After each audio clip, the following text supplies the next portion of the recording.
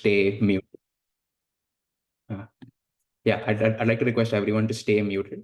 And then we also have a chat option where we have some Q&As. So feel free to like type in the chat as we go along. So firstly, to start with, we'll start with one of our rising PGY3 residents, Dr. Daniel Morera. So Daniel will be talking about how he decided and what advice he has for deciding on what programs to apply to. Yeah, so Daniel, the floor is yours. Good morning, everyone. So my name is Daniel Gabay Moreira. I'm one of the PGY3s. I'm originally from Brazil. For those who are familiar with Brazil, I'm from the north of Brazil, from a city called Belém, where I obtained my medical degree at State University of Pará. Then I moved to the southeast of Brazil, to São Paulo, where I got the residence training there in neurology at the Federal University of São Paulo. And then I moved to Connecticut. So when it comes to the application of the programs itself, I think in the end of the day, it's kind of a very personal question. And I think there is no right or wrong in general. I think there are some things that are very important to consider. One of them is how much you know about the program. So if you have like some personal connection with the program, if you had the chance to have a rotation in the program, if you meet people in the program like residents, medical students, attendees, they can give you like a deep knowledge about the program itself. So that's something very important to consider when you're kind of make your application list. The second thing is the location itself. I think that's also very paramount as well. So for the location, you want to look for where is the city, how is the weather there. Sometimes you have like family members living in US. So if they are close to you there, so they can give you like some support. So those are things that you should take definitely in consideration. But personally, for me, I can kind of share a little bit about my experience. When you are like an IMG, you don't have so much knowledge about all of the programs. So you know few of them, but there are several good programs there that you don't know much about them. So my advice and the way that I proceeded was to be open-minded and kind of apply broadly. In the match process is a long process, so you have time to attend webinars to know about specific programs itself. If you are invited for an interview, you can get your questions there as well. And so in the initial moment for the application, my advice, if I don't have like a strong reason to exclude a program, I would not exclude right away. You have time to search about the programs. You have time to get your questions with the interview day. So that was the way that I kind of see this process as an IMG. Great, perfect. Yeah, thanks for sharing, Daniel.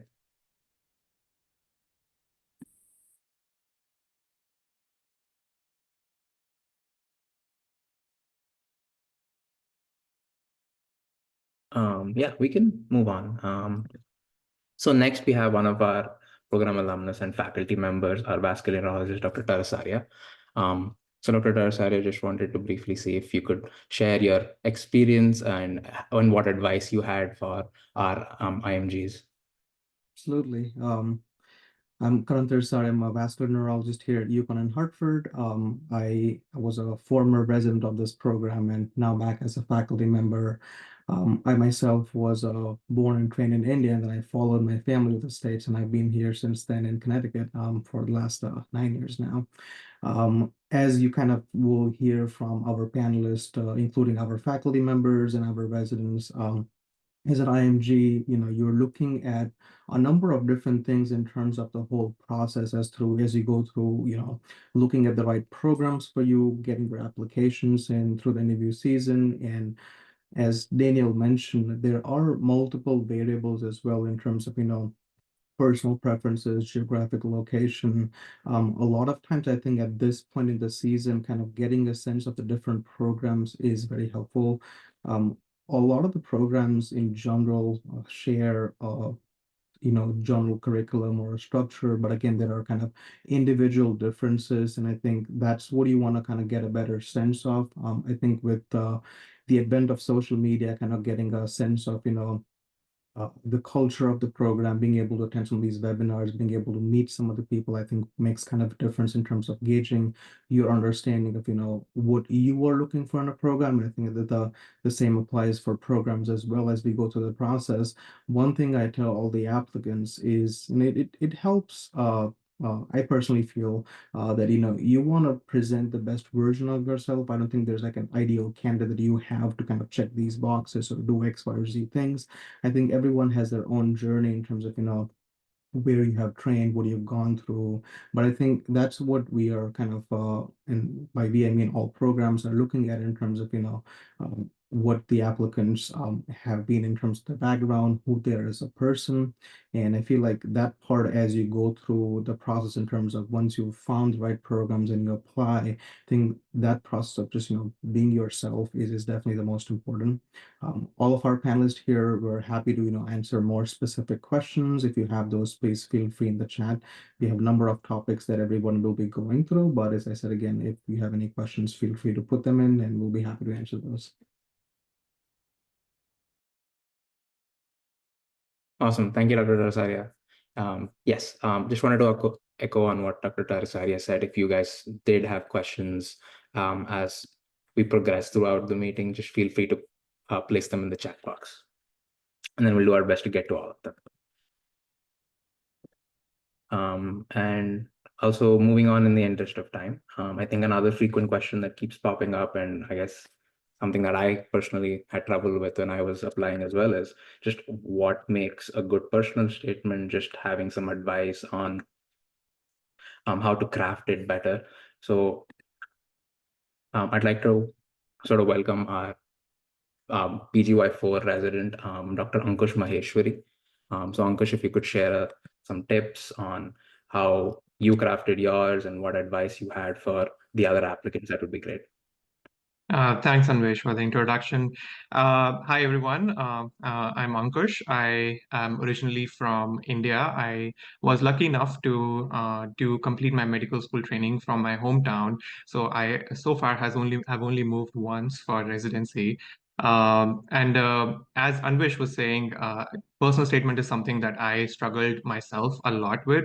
And I'm still like, I feel like I'm in a perpetual state of drafting my personal statement because I just made another personal statement for my fellowship application. So the most important, like a couple of important things for personal statements, what I've learned is it is, as the name suggests, it's personal. So it is really about you. It is a great way for you to highlight your own interest and your own personality to the program, to the reader. It should not only make you like stand out from the rest of the applicants, but it also should leave a lasting impression in the reader's mind, so they can remember some things when you and talk about it when you are actually interviewing with them. And I think it is really undervalued, but the importance of personal statement is a lot. Like it is basically an insight. It is you on a paper essentially. So some of the key factors that I have realized or learned about writing personal statement is first about the first paragraph. So the first paragraph of personal statement is like a crucial component. It is basically what's going to catch our reader's attention. So I would say if you're writing something, it doesn't have to be just about medicine. It doesn't have to be about anything. If it's one of your interests, and you can grab a person's attention with your personal interest and personal story. Like for example, this year I wrote about my love for gardening, and had the first paragraph had nothing about medicine, movement disorders in it. And to my surprise, actually, I got such positive feedback from all the faculty members who read my the first paragraph, and I even like shared the pictures of my plants with them, and they were they all loved it. If you're writing about a personal tragedy of yours that motivated you to join medicine or the field of or the specialty of your interest, some people get stuck in writing details about the tragedy, but it really is your own personal experience with that tragedy and how that impacted you to pursue that interest to your interest. So that is really important. And if you're writing for example, if you're writing about a special case that impacted you, again, that case is important enough to make it in that 700-word page or document. So it has to reflect in a way that, that it has to show what you got out of that case that made such a huge impact. So it doesn't have to be like a rare case. Like I wrote about a common case, but it made such a major impact on my life that it changed the way that I now think about important critical cases. So I wrote about that, and I didn't. I think I summarized the case in one line, but the major part of that whole summary was my own experience and what I got out of the case that made such a huge impact. It is a great way to even address your red flags if you have any. And I think it is a little bit controversial, but especially for IMGs, we often have some gaps after our graduation where we in India, we have been doing something else, and it took some time for us to move to the United States. So it is a great way to explain those red flags, because sometimes these in the interview you don't have time to talk about them. So you can explain what you learned or how you spent your time during that prolonged period when you were after graduating and before applying for residency. And towards the end, I would say getting your draft edited and checked by people who know you is a great way to get feedback. So I send my personal statements to my faculty mentors here in the United States, to my family members in India, to my friends and colleagues. And I think I started with one draft, and after like 5 drafts later, my personal statement was nothing like my first draft, but it reflected more of me than the first draft itself. So it is a great way to concise and get like a second opinion on on the language, on how your point is coming across. And the other important thing is starting early. So since you're going through so many drafts, I'm not a natural writer. So I started like many months in advance, and I kept on revising my statement until I was 100% confident, and it will take time. So there is no harm in starting early. It is not your CV, so you don't have to write points about your achievements, accomplishments. It can be your failures, but it has to be something really like personal to you. And towards the end, I would say, at the end, it is really your own. You like I said, it is you on a paper. So think about you as a third person and see and reflect on your journey. And I'm sure you will have experiences to tell. We all do. Amazing. Thank you, Ankush.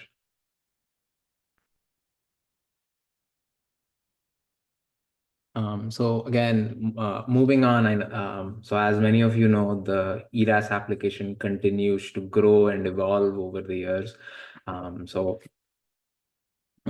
I'd like to ask one of our rising PGY1 residents, Dr. Rim Rafe, asked, Rim, how did you approach the new and modified ERAS application, and what tips do you have on how people can highlight their volunteer work, their research work, and other aspects of their application?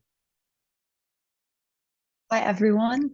I'm Reem. As Anvish said, I'm a rising PGY1, so I was in your shoes not too long ago, and I remember attending this IMG webinar last year, so it's nice to be on the other side, and I hope I can give you valuable experience. So I did my med school in Lebanon, in Beirut, and afterwards I moved to London for a year, and then I went to Boston for a couple of years for research before moving to Connecticut. So that being said, I acquired a lot of experiences over these years that are different from what I had in med school, and that changed me in ways that I wanted to highlight on the application. The majority of my work in these 3 years was research, but as we all know, not every research experience results in a publication, and you want to highlight that research experience on your application and show the programs, what you learned from it and what you gained, what valuable assets you have. So my advice would be to reflect on the research experiences that you have done and identify which ones you learned the most from, or made you a different person, or made you look at things in different ways, or highlighted your interest in neurology. So what I did, I remember on my application, was that in the research section, I put my publications and abstracts and all of that, but I had quite a few research experiences that were unpublished in my experiences section. For example, I worked in 2 places in Boston, and I did very different things in both of these places. So I put them as 2 separate experiences, and I explained a little bit about them. Now, in the explanation, I wrote a paragraph for each experience because I felt that it flows better. And I know there's been the question of whether to write bullet points or paragraphs. I feel like whatever is suitable for you and whatever you feel flows better, but make it brief, because remember that PDs are reading through tons and tons of applications. So just try to highlight what you can, and don't go on tangents, basically. That's for research. One other thing regarding work experiences and hobbies and all of that. Now, you're only limited to 10 experiences, so you cannot include everything. So what I think is a good tactic is putting some things in your personal statement and other things that you want to highlight that are not in your personal statement as an experience. For example, a hobby that you've been doing for a long time, that you developed certain skills from.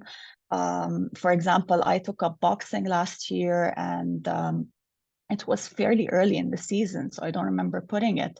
But I remember that it taught me, perseverance and sticking to something until you're better at it. So I would include something like that also as an experience.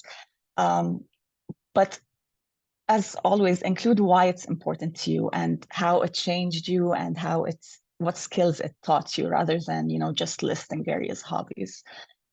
So that would be my advice for highlighting other experiences. And as for the work experiences, also generally along the same line, highlight why it's important to you and what it taught you and what transferable skills you have. And if possible, in neurology, it's important to show that you're really interested in the field, obviously. So try to link your application to neurology. Try to highlight in these experiences how these might have increased your interest in neurology or made you a better candidate for neurology. So I think these are the things that were important to me back then, and they might help you in this cycle. Awesome, Reem. Thank you for sharing.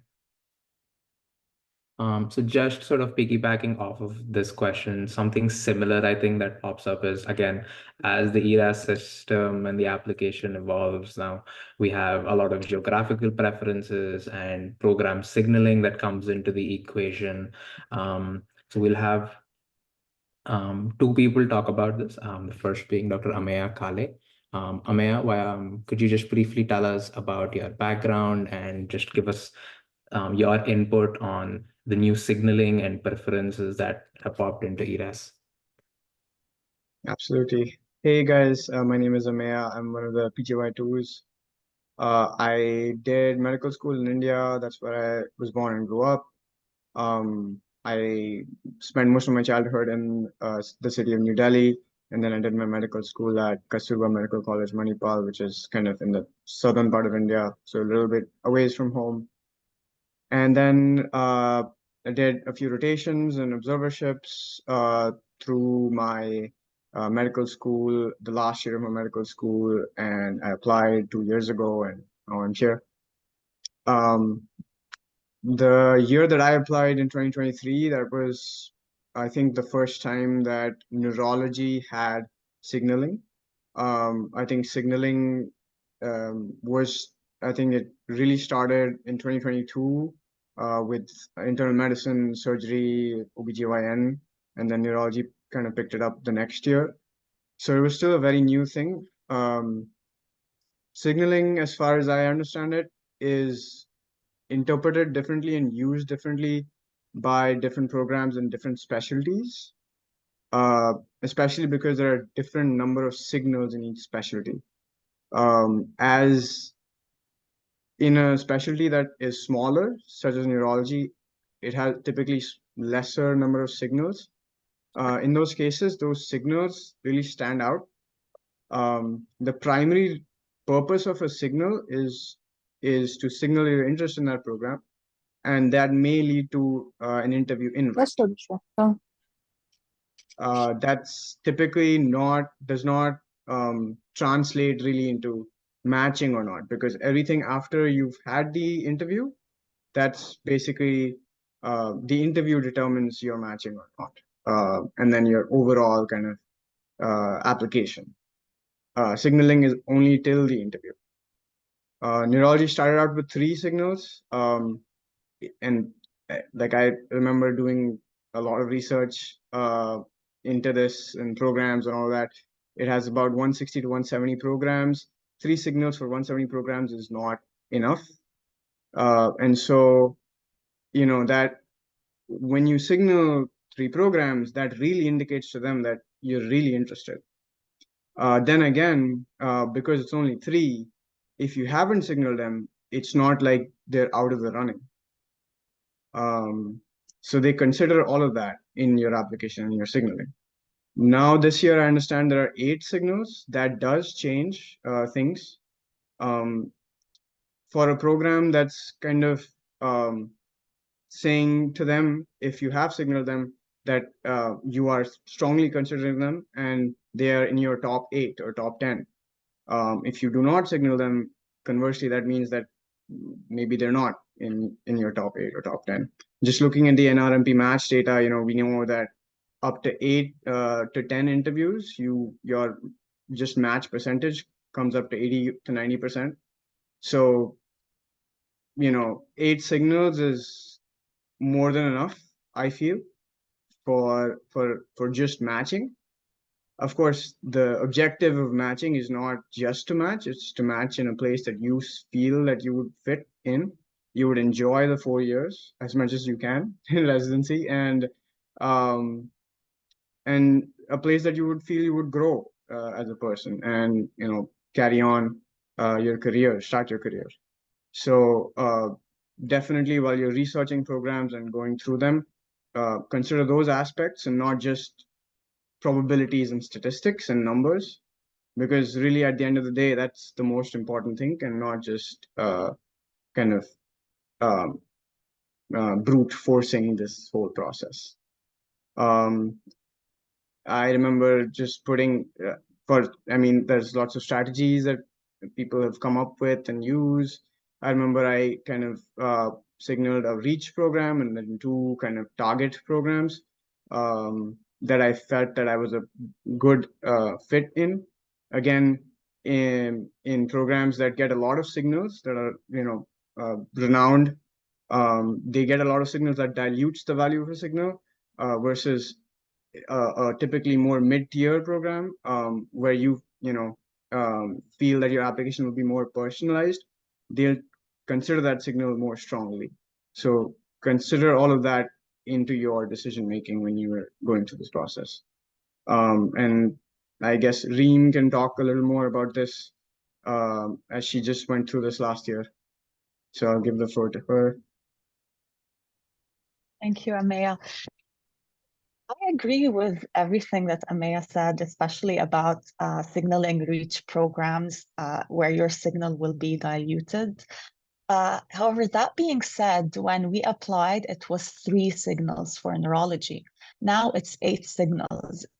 8 signals is 8 programs, and that's practically a rank list. So this year, I would be apprehensive about not signaling a program that you really like, because you have many more signals at your disposal.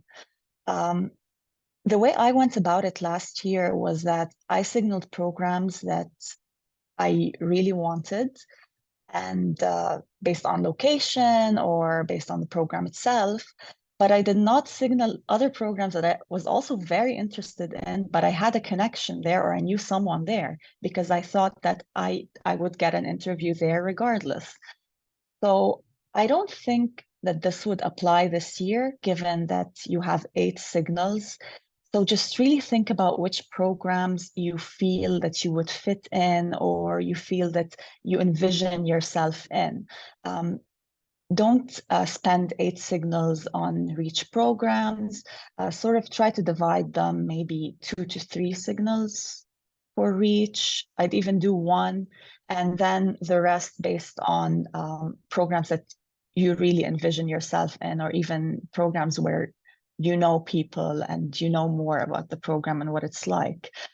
So that being said, we also wanted to talk about geographic signaling.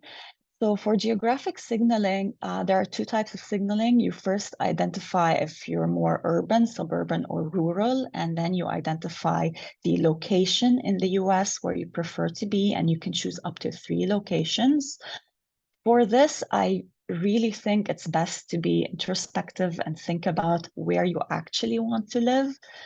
I know that there are many fears of putting geographic signals in certain locations and then not getting interviews in others because you put geographic signals in certain locations.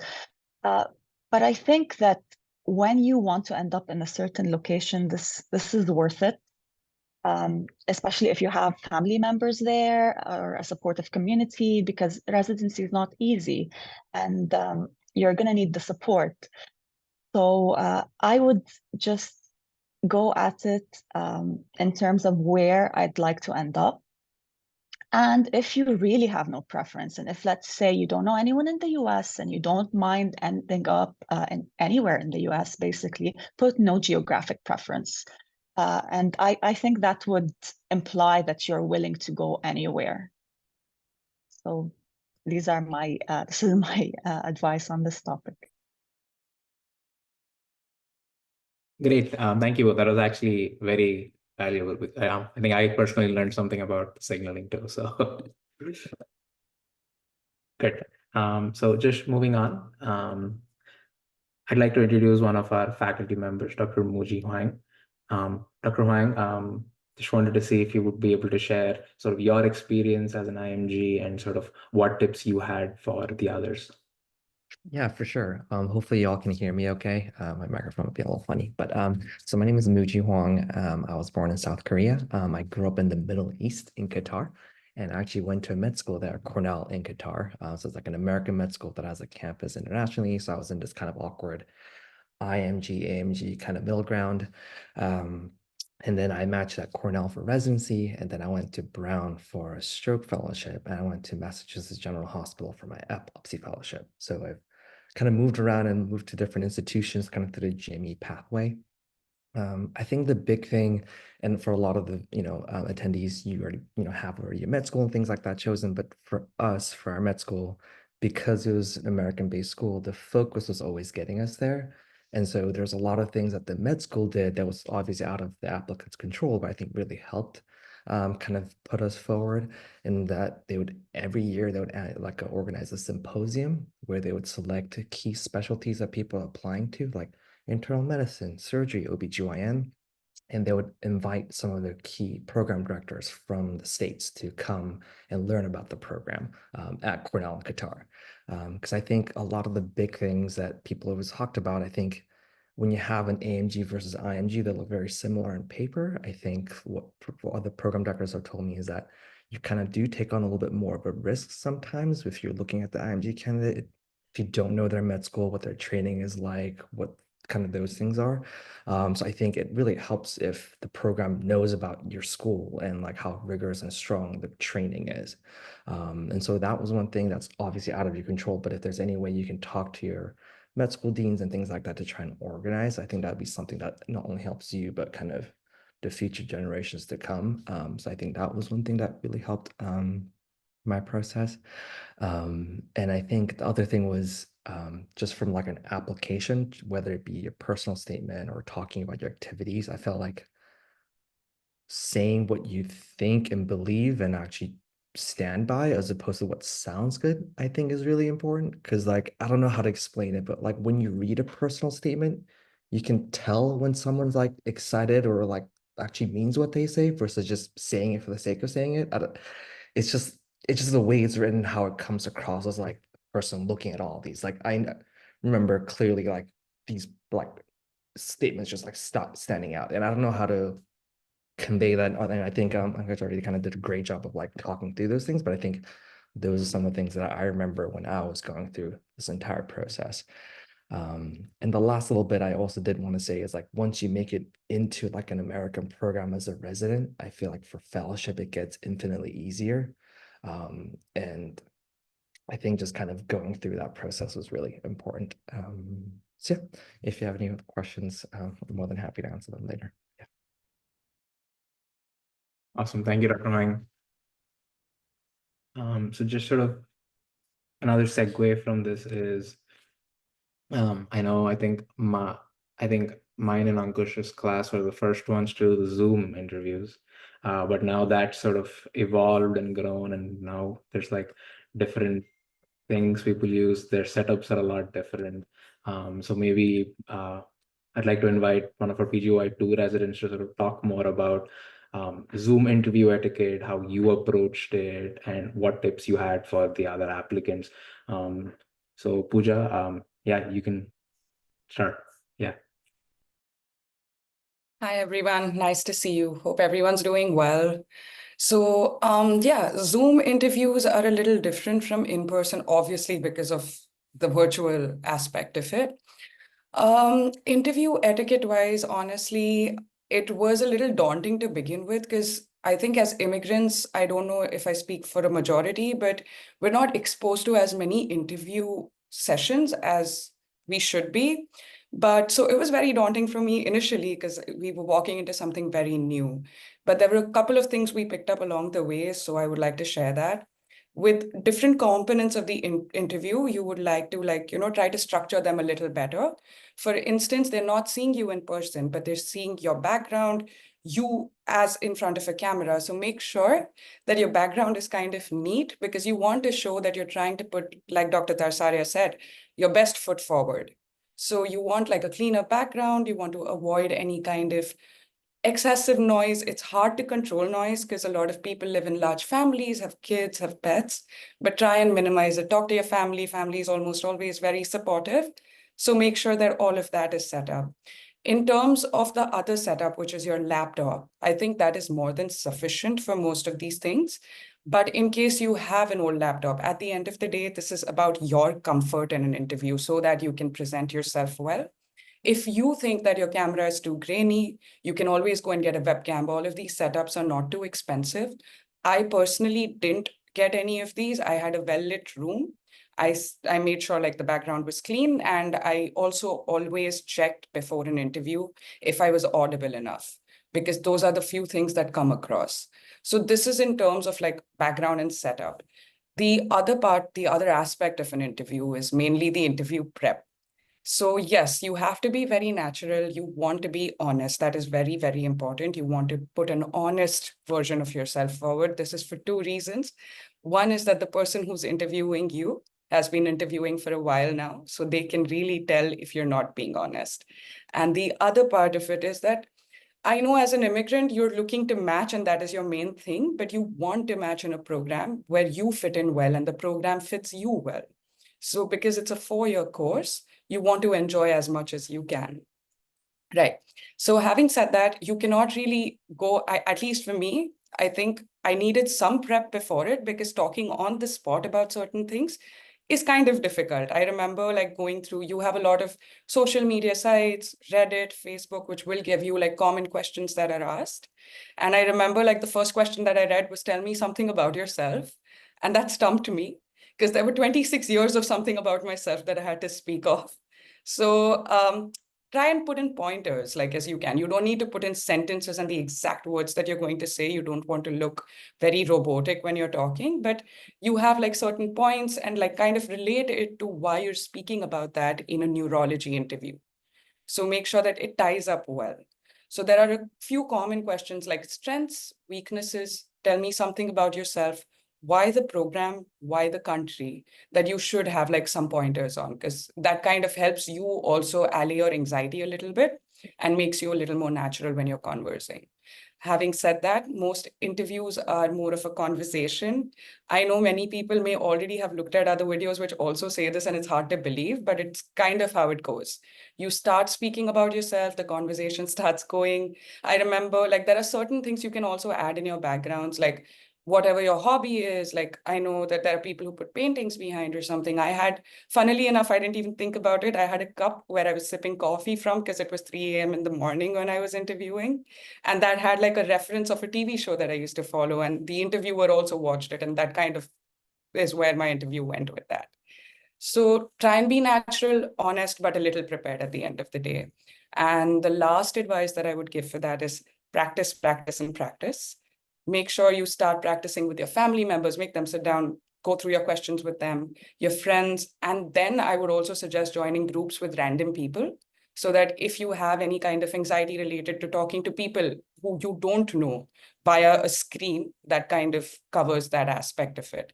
A lot of people will give you feedback. Do look into the feedback, because sometimes insight is very good, but also make sure that at the end of the day, it is being true to yourself.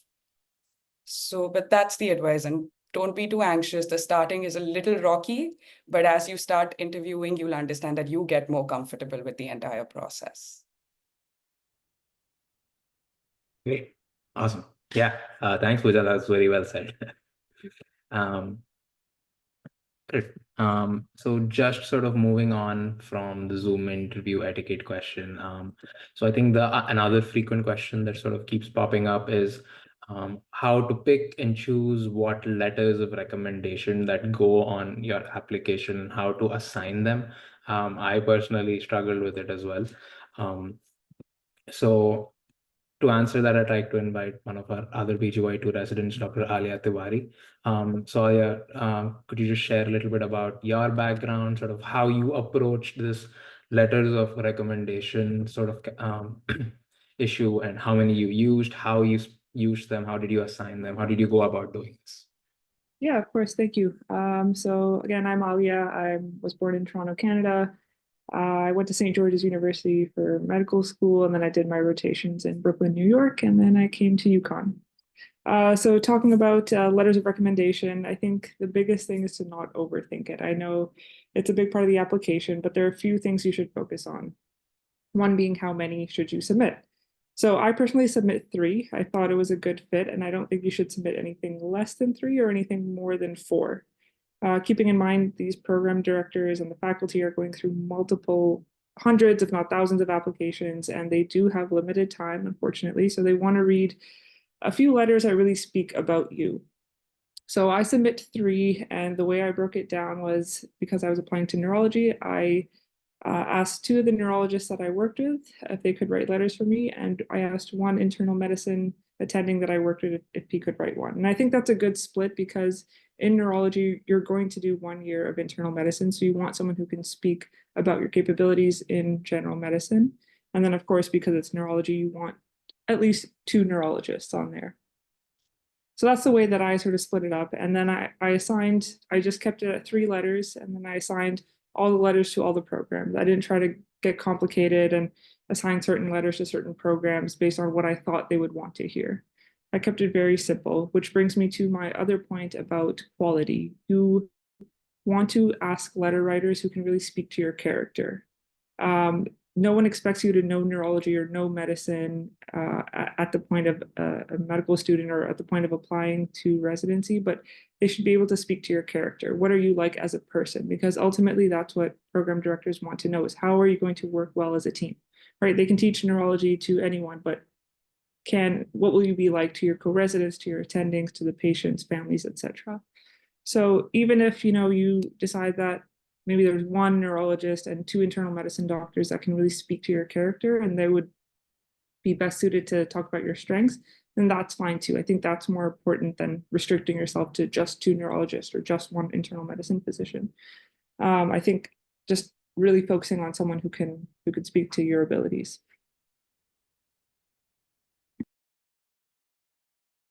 Awesome. Yeah, that's actually wonderful advice. So I think that's important for all the other applicants as well, as to because there are a limited number of letters that you can use. So just making sure that you have the best ones that you feel are right for you. Okay, so moving on 1 second, I guess. Sure. For now, I'd like to invite one of our ex-program alumnus and one of our current faculty members, Dr. Daniel Asad, to share sort of his experience as to sort of how he went about it through his journey as well, and what advice he had for the other IMG applicants. Dr. Asad, if you're here, the floor is yours. Thank you so much, Anvesh. I just wanted to sort of welcome everyone, and very excited to be here, and good luck to all the applicants on their journey.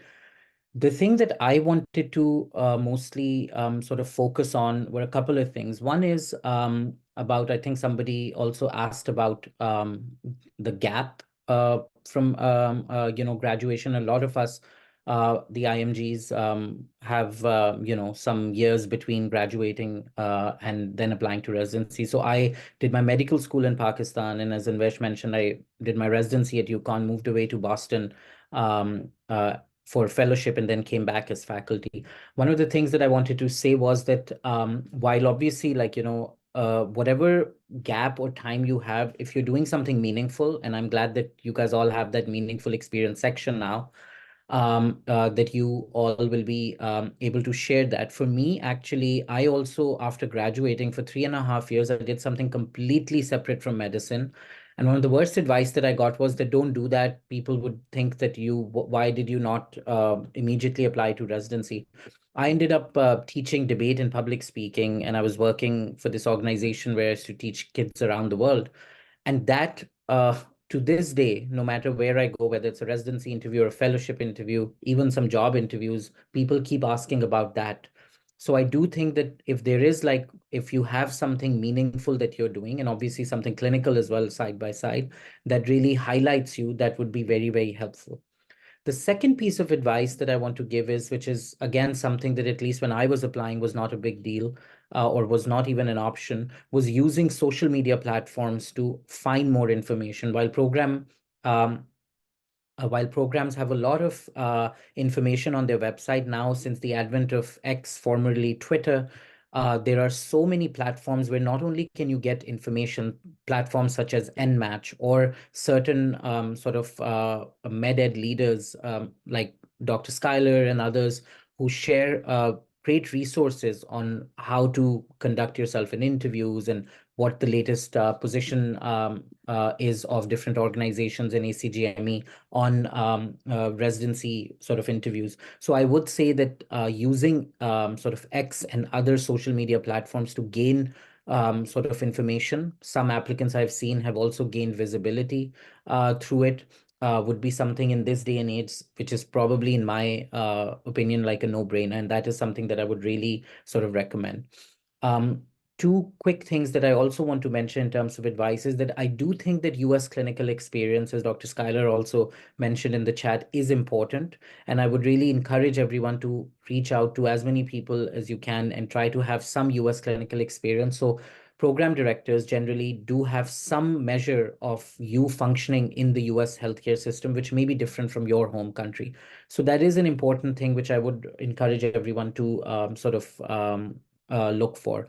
And the last thing that I want to say is that as one of our residents, Ankush also mentioned, that a personal statement should be something that really not only gives us an insight into who you are, but also, catches the attention of the reader and highlights you as a person. Because remember that if you have an interview, a lot of you have excellent resumes. What we are trying to find out is, are you a good fit? And how do we do that is either through a personal statement and also obviously through interviews. So a lot of times I feel that applicants end up sharing some, a lot of personal or traumatic events that they have had, which I do feel that sometimes you don't need to. You can talk about your hobbies and something very other interesting as well in order to, highlight yourself. Because although, of course, if you've had a big meaningful experience, that's important. But I would just make sure that your personal statement and the way you conduct yourself in interview gives us an insight into who you are as a person, whether you'll be a good fit or not. So those were my sort of 2 cents. And if there are any other questions, please write in the chat and we'll try to get to them. Thank you, Anvesh. Awesome. Thank you, Dr. Asad. Yeah, just to sort of piggyback off of this, I think the US clinical experience question comes up often, and it is a good question to have as well, as to sort of how important it is, how to actually go about procuring these experiences, how important they are. And so I'd like to invite Dr. Ameya Kale again. Ameya, if you're still here, yeah, could you tell us a little bit more about how you've seen the importance of the US clinical experience aspect of the application grow, and sort of how you went about doing it and what advice you had for the others? Yeah, absolutely. So US clinical experience, or USCE, is a vital part of your application as an international medical graduate in a system that is you've not trained in. As an applicant, it's important for you to see the ground reality of the specialty that you're applying to, what your day-to-day would look like, how the US healthcare system works, how electronic medical records work, and how to kind of navigate your way through that. Because many of us that come here to the US, you may have trained all across the world, and depending on, kind of how your medical school was, how much exposure you had to systems and processes here, things operate very differently across different countries. And practically speaking, USCE, as part of your application, is basically your passport, essentially, is a way to say that, yes, I worked in the system and I have attendings here or doctors here who've seen me work, who can vouch for me, that know me and know that I worked well here, and basically serves also to obtain a letter of recommendation from such faculty that can speak highly of you. It is difficult to obtain USCE, and it gets more difficult each year, it seems, as more and more people apply and the application process becomes ever more complicated every year. But it is possible with persistence and using all the tools that you have at your hand, which are many. Of course, everyone kind of resorts to going online to search for opportunities and electives, and those are definitely, effective ways to gain experience. There are a lot of free databases there are websites and web pages that programs and medical schools kind of dedicate to visiting student opportunities that you should definitely trawl through. You can kind of split this up with your colleagues, with your friends. You don't have to go through this process alone. Helping and collaborating is always more effective and more helpful, and just, is a more pleasant experience. The other thing I would say is don't overlook certain alternative opportunities or electives. A lot of people end up doing observerships because they have graduated medical school. Technically, you can't do a clinical elective in the US if you've already graduated medical school. If you're still a student in your home country, then you essentially can do a rotation in the US that serves to kind of further your medical education itself. There are virtual electives that people have done, especially in the COVID pandemic, which are different from clinical experiences, but it's just a way to highlight that, yes, you're exposed to that system, that you did try your best to gain as much experience you could.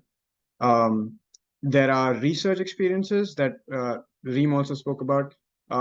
Those also, sometimes you can kind of lateral your way to a clinical experience.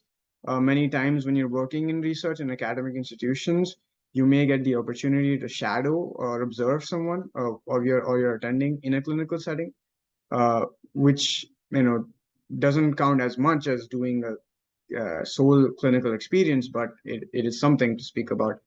And of course, networking with people there that can lead you to another experience. Again, the last thing I would also say is that it's a vital part of your application, but it's not the end of the world if you aren't able to get USCE. I know from anecdotal experience and even going through data that people who have not had any USCE have also still matched. In those cases, it's important to highlight your experience in that specialty, say neurology, in your home country. So again, letters of recommendation work as well. They're not ideal, but letters of recommendation from people and attendings who you've worked with in your home country. Say, as Dr. Schuyler was saying in the chat, that if you've done residency there, then attendings who can vouch for you also work. And the goal is to convey that that information, that you have someone kind of in your who's vouching for you, that in your kind of ballpark. Yeah, that's basically what I would say. Perfect, Amaya. Thank you so much. Yeah, I think that's great advice, actually, especially considering that USCs might not be available for everyone. So just sort of highlighting what you have on your application to, again, put your best foot forward, right? So like you and Dr. Schuyler had said, so that's great advice. Thank you. So moving on, I think the big question for everyone towards the end of their own application season comes as to like how to approach their rank order lists and what sort of things they looked at, what made or what is their make or break situations, right? So I know everyone has unique experiences, but I'd like to invite one of our PGY3 residents, Dr. Ayatollah Ahmed, to sort of share more about her experience with navigating the rank order list. And yeah, she's here. Hi, Aya. You can unmute yourself. I don't think we can hear you. Good morning, everyone. Hi. Yeah. I'm one of PGY3s. So I think, this is the most important question, and I think it's the hardest, honestly. There are many factors that always we should consider in our rank list. I think there are like always professional factors and personal factors. For me, both are equally important. I'll talk more about first about the personal.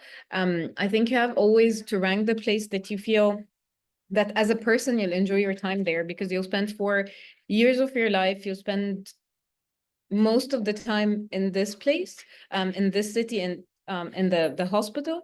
So you need to feel comfortable with the hospital, and you need to feel satisfied with the area.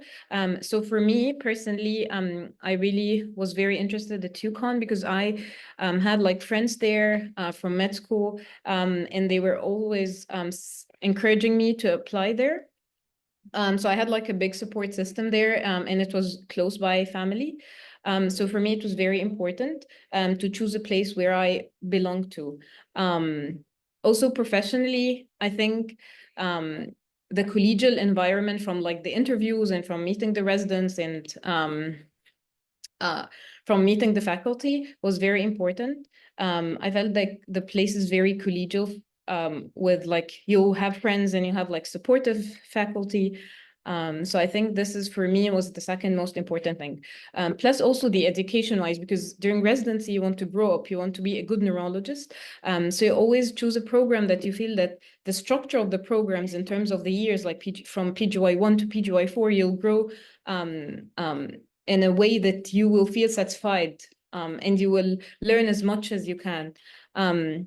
I also had friends that were previously in the program, and they told me, compared to PGY2, which is the first year of neurology, to 4, there was a great difference, and they professionally grew, and they feel very confident by the end of PGY4 that they are good to go, like good to fly solo, which is also something that we always care about.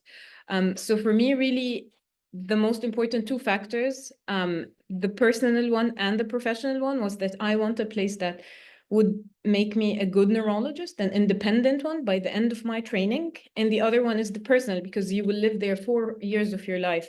You will have fun there, you'll meet your friends there. So I think for me, those were the two most important things that I considered when I was putting my rank list.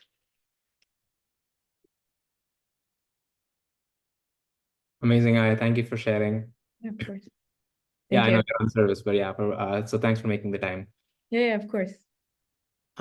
Good. Okay. I think so that sort of wraps up all of our pre-assigned questions. And I think we've gotten to all of the questions in the chat as well.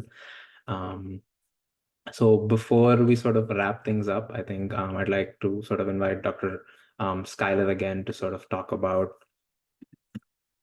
her and share her input basically about how the interview season has grown over the years, especially for IMGs. And as many of you may know, Dr. Skylar is one of our, Dr. Skylar is our program director and also has championed the growth of IMGs and sort of advocated for them over the years as well. So Dr. Skylar, so if you could just quickly share your input as to and advice for the other applicants, that'd be great. Great. Anvesh, thank you so much. And thank you for those of you who joined us this morning, and also to our residents and our faculty for sharing your advice. It was great to hear a lot of the tips. I think for the attendees this morning, like, you got some great advice from residents who have been through this process very recently. So I think it was a good call for you guys to watch this. And we'll put the recording up. We also have recorded our IMG webinars for the past 3 years. So those are on our YouTube channel as well. Different assortments of faculty and residents, all kind of sharing their stories and tips in those recordings as well. So I think we have a lot of content out there that hopefully will be helpful for you going into this process. So I wanted to just first off, just sort of congratulate you on being interested in neurology, and and welcome you into our community. Neurology is an amazing specialty. I love it. Everybody here, our faculty, our residents, we love what we do. It's such an interesting field of medicine. There are so many different options for subspecialties, types of practice, places you can practice both in the US and throughout the world, and really make a difference for patients. And that's really why we're doing this. So we really want to, make a difference in people's lives, both currently and in the future, in kind of all the research and all of the other stuff that we're doing to kind of figure out some of these really devastating and disabling conditions that affect such a large number of people in the world. So that's really, I think it's amazing that you want to be part of that. So I just wanted to say that first. And just from the perspective of a program director in general, we are very excited that brilliant physicians from around the world want to train in the US in our programs.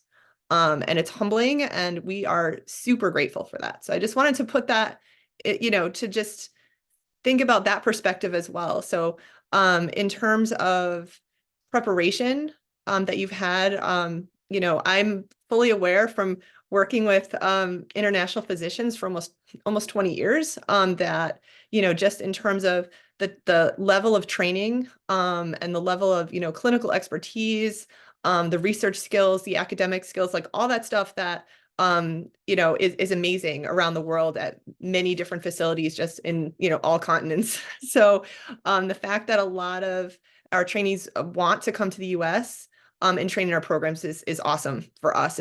And in terms of our resident workforce, you probably have the stats.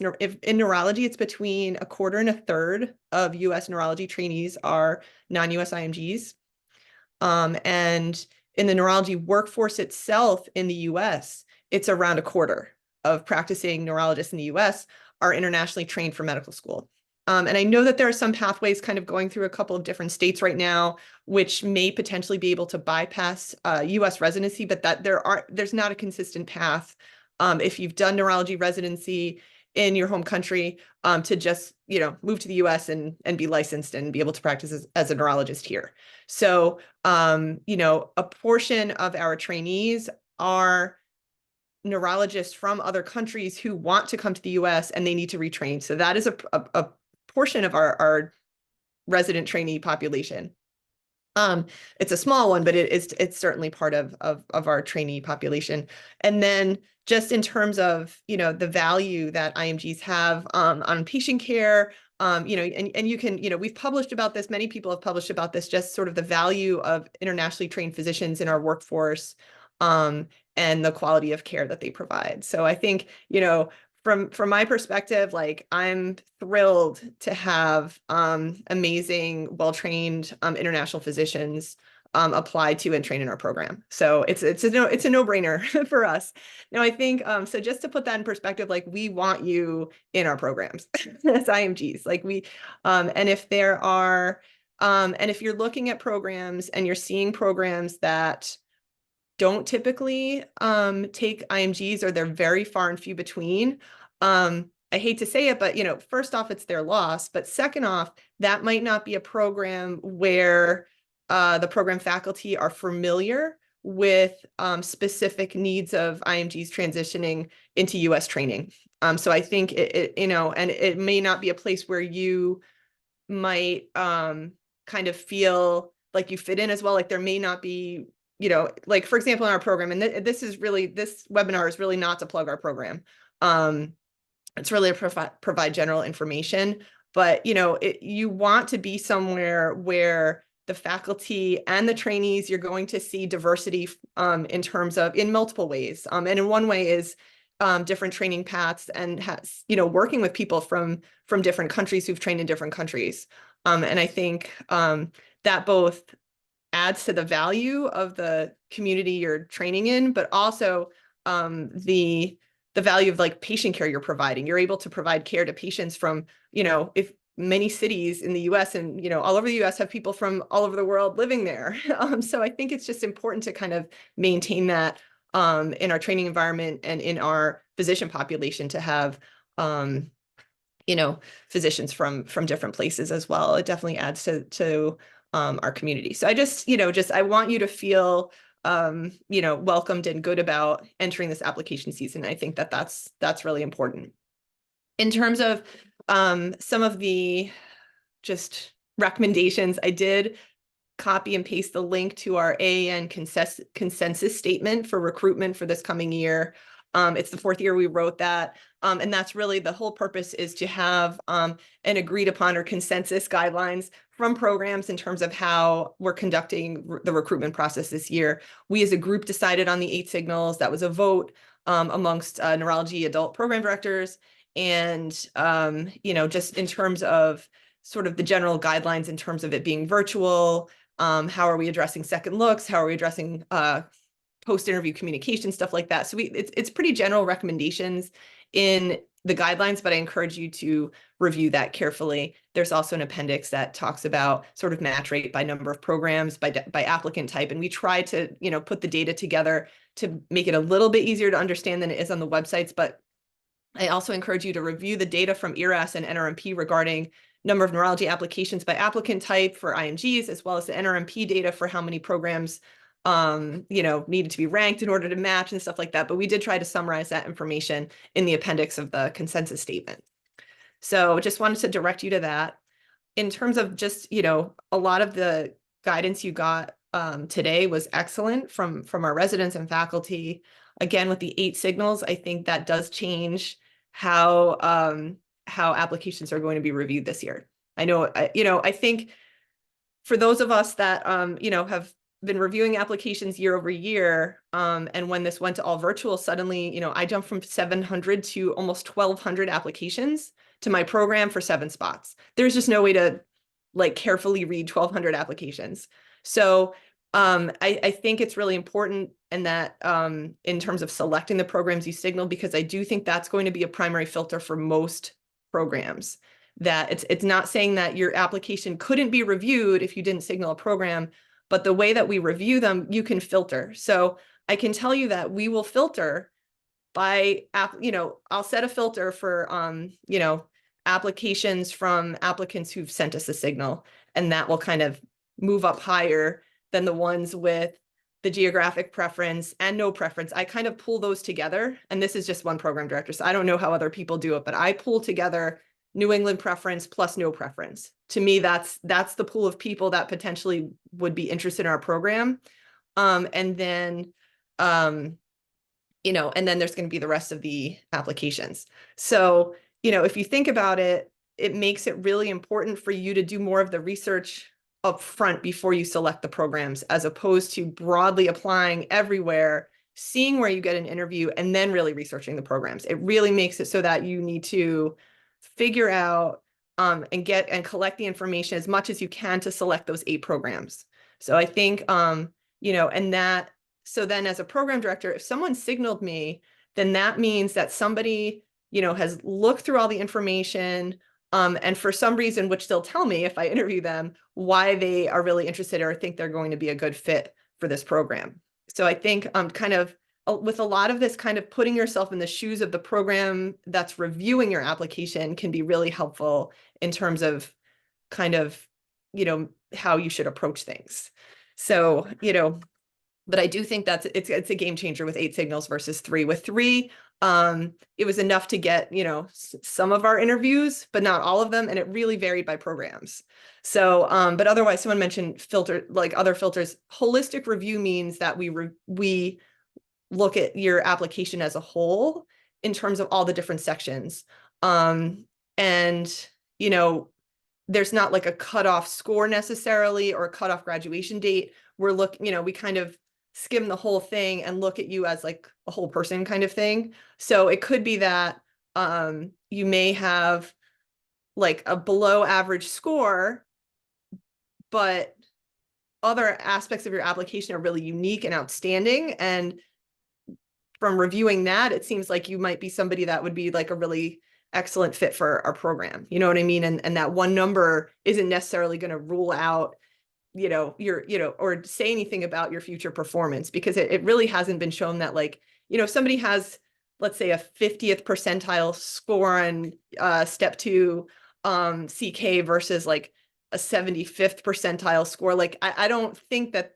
has any meaning, you know, that there's no meaningful bearing on how you are as a clinician based on, you know, that difference. That being said, if we look at an application and see a history of multiple repeated test failures, then that's concerning in terms of, are you somebody that is going to have trouble passing the neurology boards, which is a huge outcome measure for programs, you know? So I think, you know, the whole idea is to look at, you know, different aspects of your application in context. So a lot of people ask about like red flag kind of stuff too.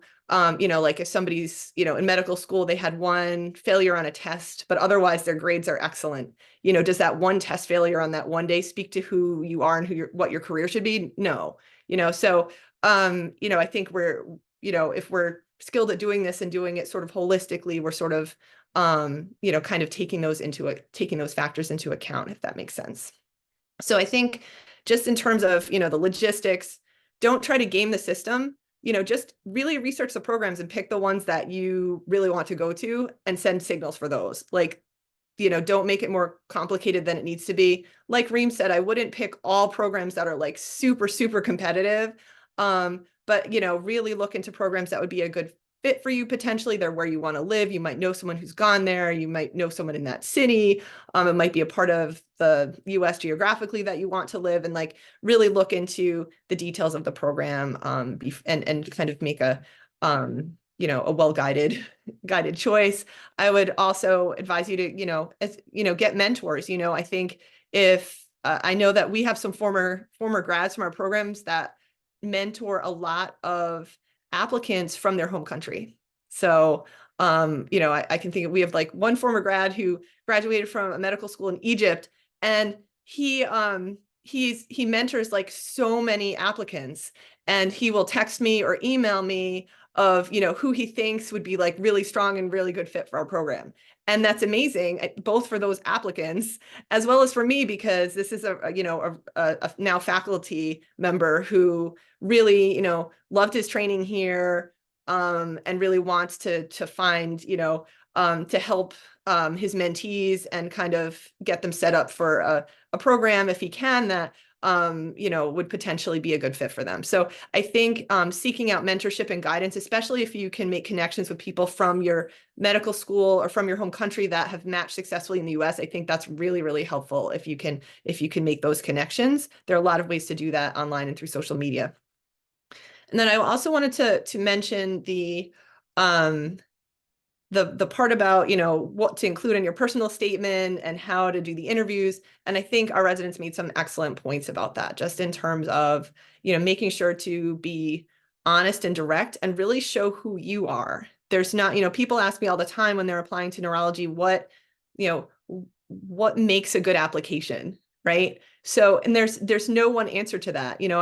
I think, last year, like, reviewed 1,200 applications, and, been program director for a long time. So it's a lot of applications over the years. And, I can tell you that some applications catch my eye because either, something about their experience or how they describe their experiences in a very genuine and authentic way really makes me want to meet them and speak to them more. And that is, that's, there's no sort of checklist of how to create that. I think it really comes from, just your life experiences and you being able to relay them in a way that demonstrates your, your character and your interests that really fit with our specialty. So I think that's something that, it really has to be genuine and honest, and talking about sort of your career goals in a way that, really comes across as meaningful to the faculty or the trainee that's reviewing your application and reading that stuff. Usually there are a couple a lot of the personal statements are, I read through them pretty quick.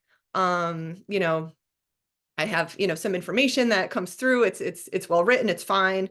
And in that case, it doesn't really pull me in one direction or the other. It is possible to write an essay that is full of mistakes and errors. And then that can kind of impact your application in a negative way. So I think it's important to make sure that you've put a lot of time into it and had other people read it, maybe, or edit it, or make sure that all the grammar is okay. For the writing portions of the application. And then there are a couple essays per year that usually, are very moving and just well-written sort of like pieces of writing in and of themselves that really make me want to meet that person as well. They'll describe some experience. It doesn't even need to be in medicine, where they will really come across as somebody that I think would really make an excellent physician, and would really, would be somebody that would get along really well with other people and has really interesting life experiences that they would bring with them. So that's the other piece of it. So I think the personal statement, for the most part, I think is important for interview questions, but just in terms of whether or not you get selected for interview, if we're borderline, the essay can help a lot, so I think it's important to put a lot of time into that, and to describing your meaningful experiences. I think it's important to relay kind of who you are.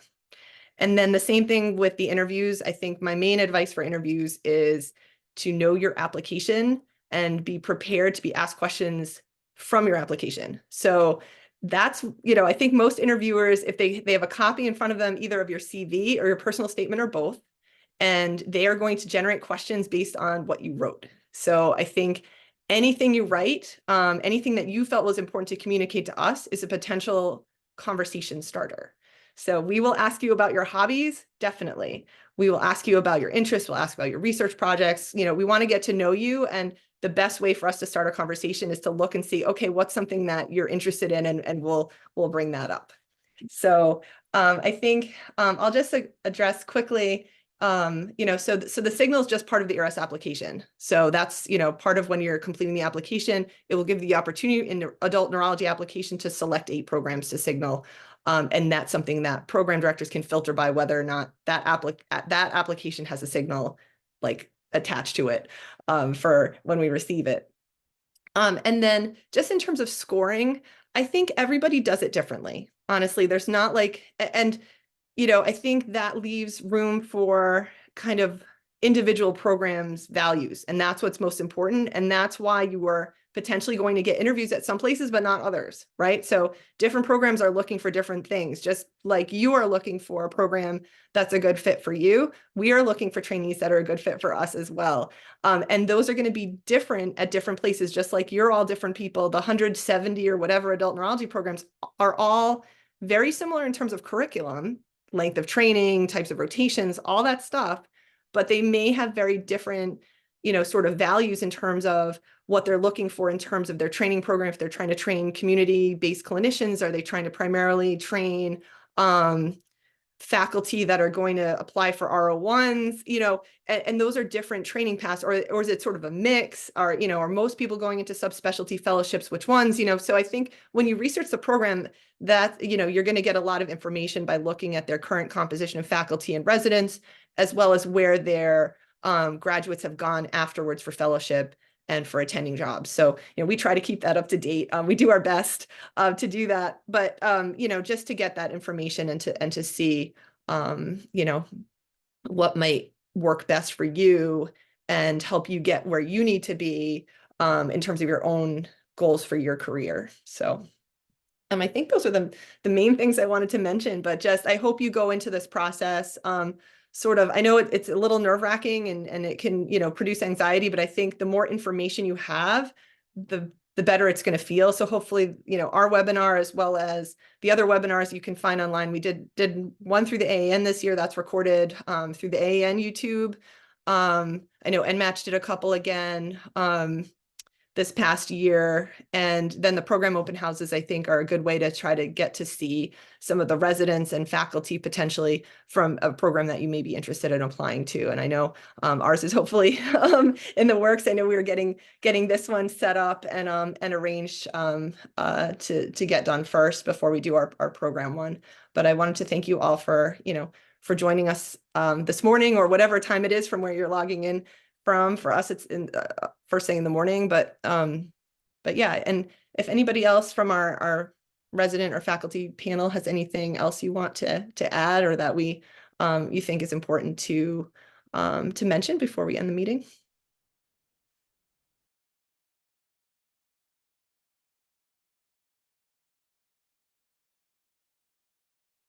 Yeah, I don't think okay, everyone's here, but I don't know about everyone else, but I personally learned a lot. So that was very informative. So, but thank you everyone for your time. I know a lot of you are on service as well.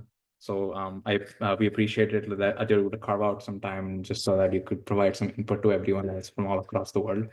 But hopefully, like, I think just sort of going back to where we started is like, hopefully we've helped you put your best foot forward. And this webinar will be recorded, and it'll be, and the link will be up on our social media platforms shortly. So I would watch out for that in case you wanted to rewatch it or share it with someone who's not had the opportunity to attend. But yeah, that's it from me.